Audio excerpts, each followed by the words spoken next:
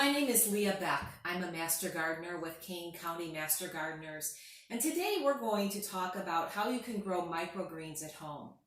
Microgreens are lovely, delicious, nutritious greens that you can grow out of your home year-round, and it's really uplifting to grow them from your home because you can harvest them, put them fresh on have fresh food to harvest and put on your foods to enjoy, on your meals to enjoy.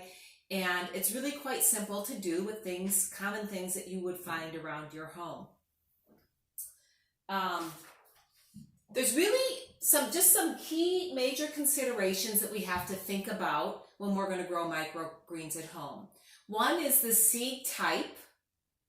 So what type of seed do you want to grow? What are the growing containers that we're going to use? What kind of growing containers? What type of a growing medium do you need?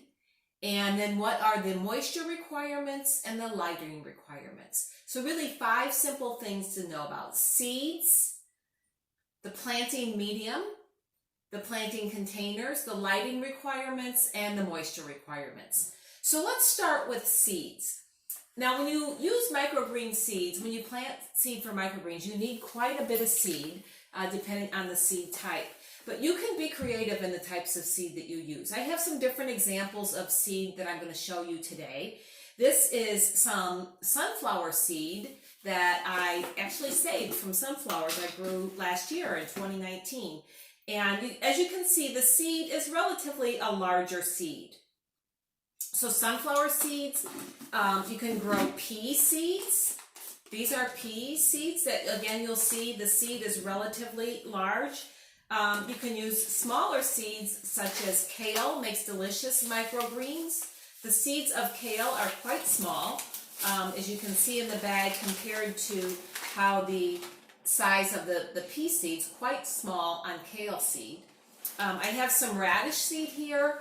Other seeds that work really well are for small seeds. You can use radish, you can use kale, you could use broccoli, you could use cauliflower, you could use kohlrabi, you could use arugula, you could use basil seeds. It really, the scope of what you can grow is almost endless based on what your preference is. So think about how you want to use these in the end. How are you going to eat these? Now, if you use small seed, you're going to need substantially more seed than if you use a larger seed. So, see what you have around the house if you have some seed. Typically, there's a few, seed. I work on seed. So that's talking about seed. Then now we need to talk about what kind of a planting container do you need.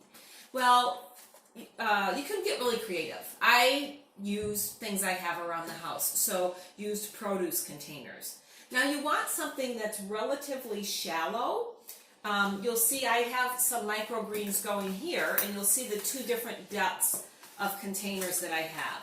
This planting container is a produce container I have that is quite shallow. It is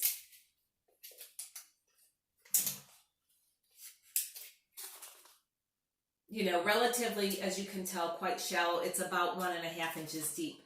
This one, on the other hand, is closer to like 2 to 2.5 inches deep. I wouldn't go too much deeper than the 2.5 inches. This is about as deep as a container you want. But again, this is just an old produce container that I've used. So another consideration on your growing containers that you want to make sure you have some nice drainage holes. So many of the produce packaging that you get will have holes in it already, as you see this one has.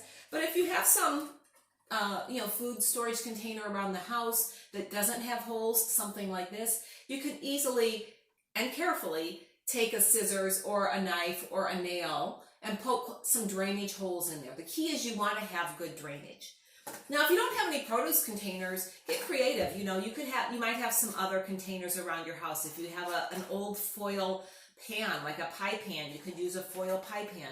So you can be creative. It certainly does not require you to go out and buy new containers. So find some containers like that.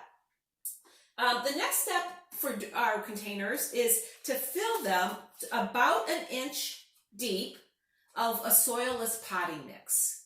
So why a soilless potting mix? Well, we want soilless potting mix because it's very light. There's not much weight in here.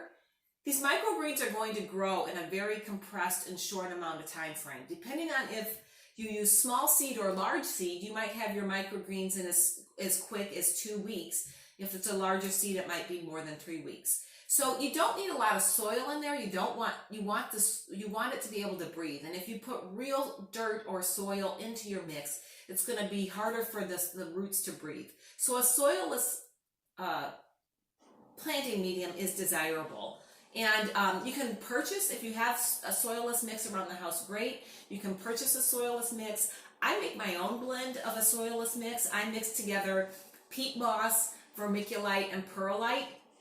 I use about 50% peat moss, 25% perlite, and 25% vermiculite, and I store that in a bucket, and that's what I use as my soilless potting mix. And then I put about 1 inch of it into my storage container.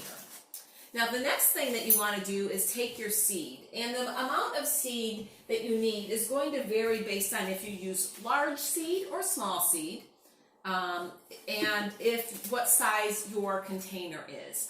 So the container that I have right here, a smaller container, this is about approximately a 5 by 7 container. So with a 5 by 7 container, you would need roughly about 1 teaspoon of small seed or 1 tablespoon of large seed. And these are rough approximations, but you'll see that you want good coverage on them. So this is about 7 by 7. I'm going to say that I'm going to use small seed. I'm actually going to plant some radish today. I really like the radish. So I'm going to need probably about 1 to 1.5 teaspoons of seed to plant my radish seed. So I'm measuring my seed and I'm putting it very densely all over the soil. After I have the seed on there, I take up just a board or anything you can, and you just want to kind of tamper the seed down in. What you're trying to achieve is that the soil to seed contact is really good, that you have good contact between the potting mix and the seed. You tap that down just like that. Now our moisture considerations. Right after you've done the seed, you just are going to want to mist these so that you get it nice and damp on the top.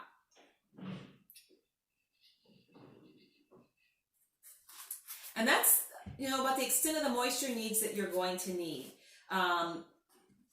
Until the seeds germinate, you're going to want to check the soil moisture, once a day at least. And most likely you're going to need to spray it once a day to make sure that it's really moist on the top of your soil mix.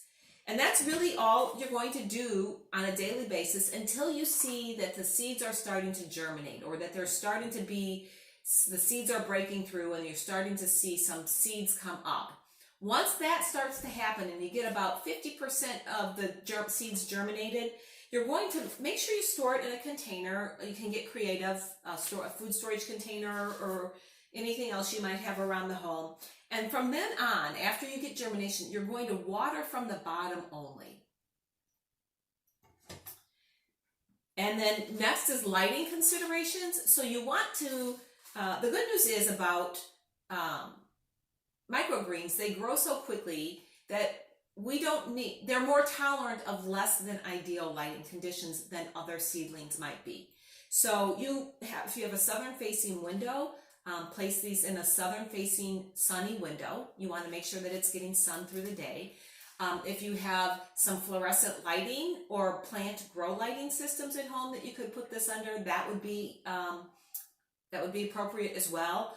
And quite truthfully, with some of the warmer weathers that we're having in the day, if you can set it outside in the afternoon for a couple hours, that would also be very helpful to do that. But you want to, give it adequate light, and